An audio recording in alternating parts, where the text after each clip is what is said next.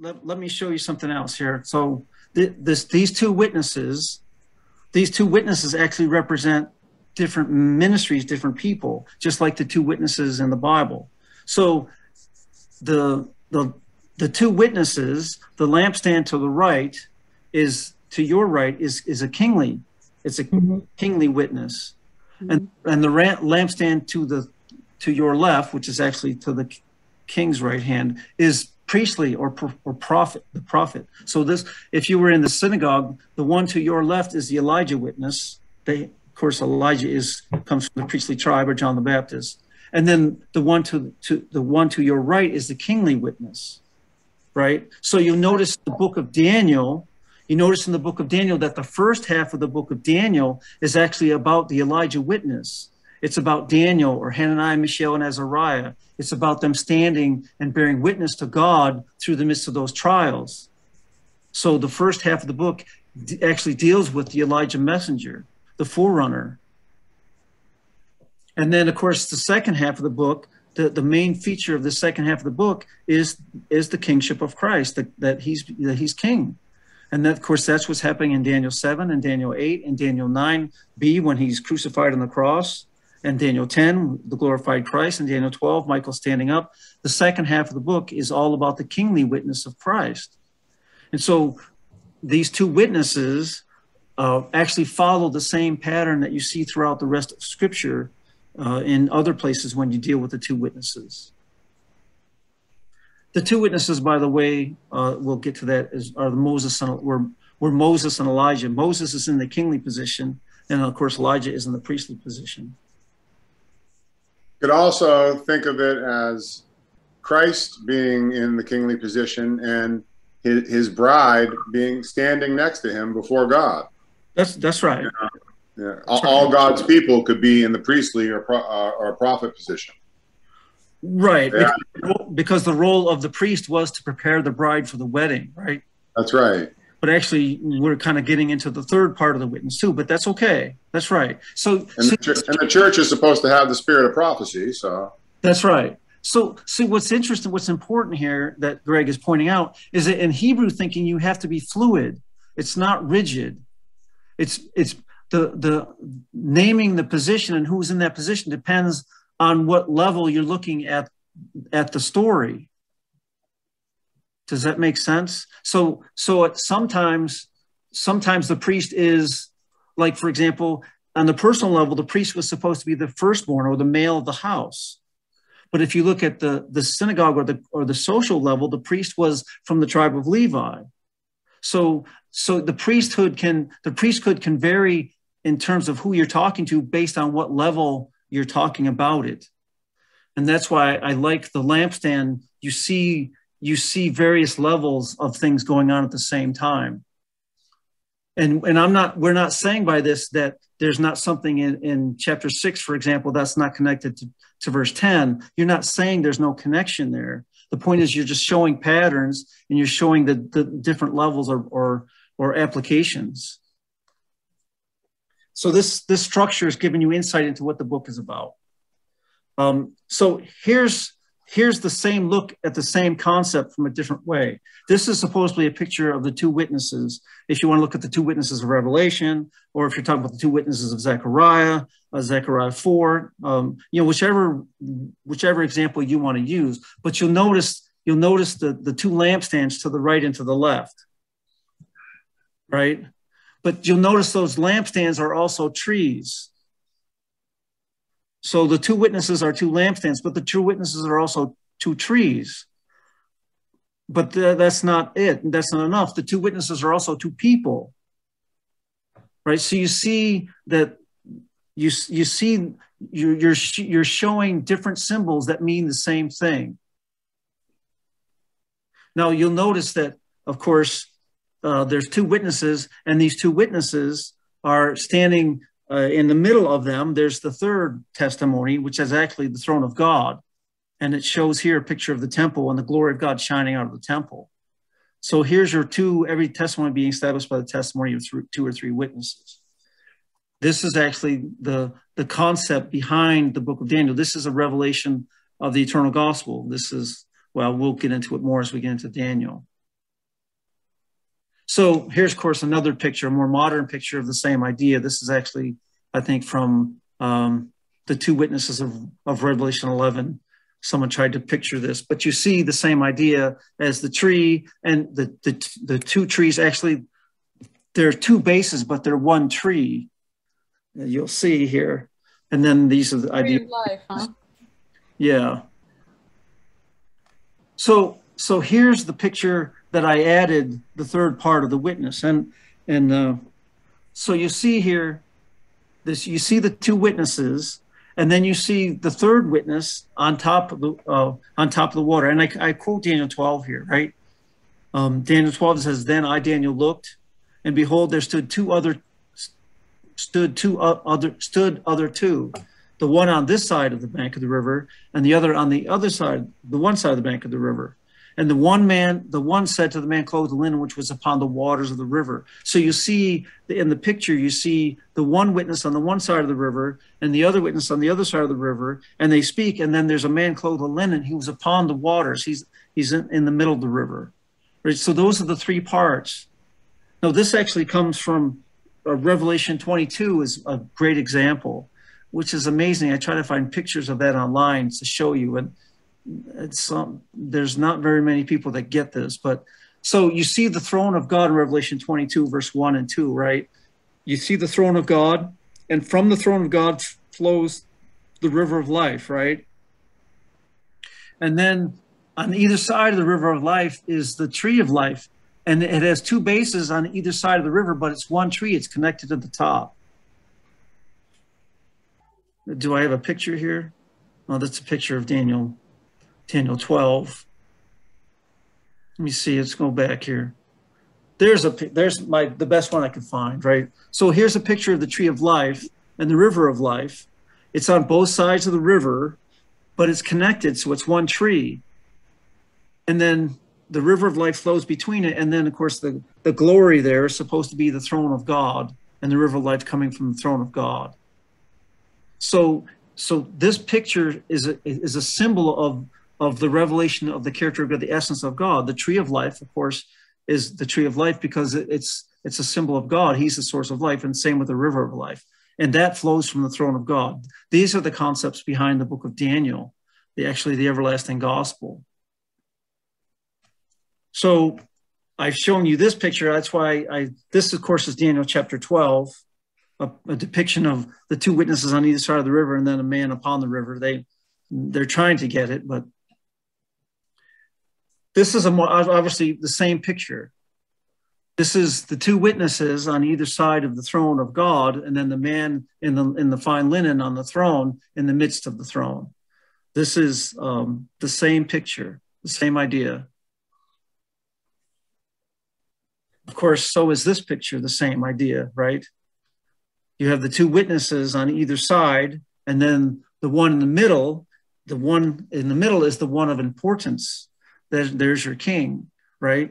So when he dies, he died.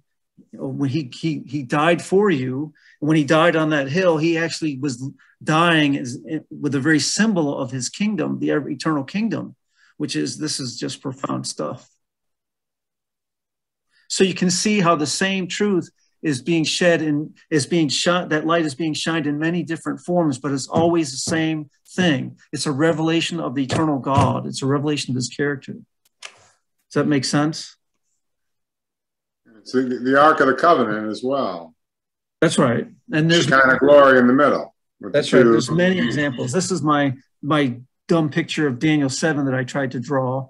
Remember in Daniel 7, in Ezekiel, the one on the throne looked like a man, and he was all fire. And then the angels were standing in front of him. And then in Daniel 7, actually the river, there's a river of fire that flows from the throne. And then the one angel says to the other angel, right? So this is a picture of Daniel 7, also kind of be a picture of Ezekiel. But this is the picture, brother. It's not dumb. What's that?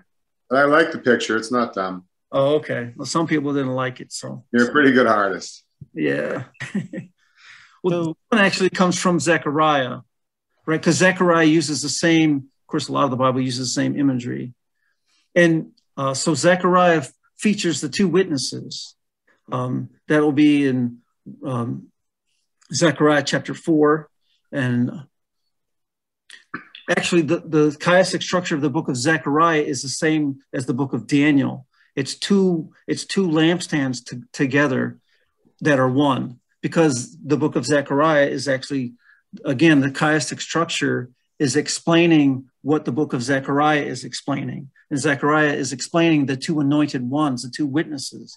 And so the chiastic structure of Zechariah looks exactly like the two lampstands of Daniel. There's many books of the Bible. There's a couple books of the Bible that actually have the same chiastic structure, two books within one.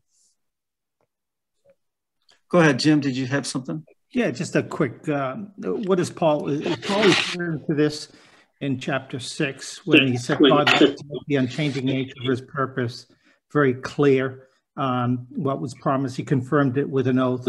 God did this so that by two unchangeable things, it's impossible for God to lie. That's right. That's right. Very good. So that's the two witnesses, right? That's right. Or Isaiah will say, and let me use this. So go back. So here's Isaiah, to use Isaiah 8:20, right? He says to the law. By the way, the law is the lampstand on the right. That's the seat of Moses.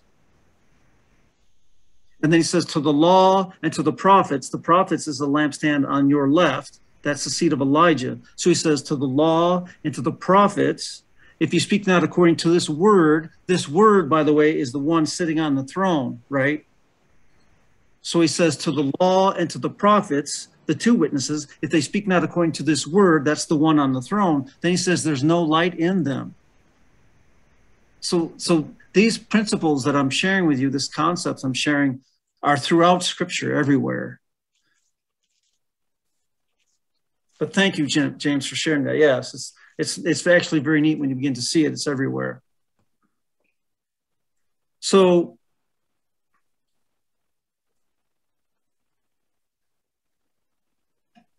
I wanted to share this with you, and then I'll stop the sharing the PowerPoint. We can just talk. But it says, so the chiastic structure of Daniel reveals both the depth of meaning being emphasized by its author, and that's God, by both the form and the function of each of the text.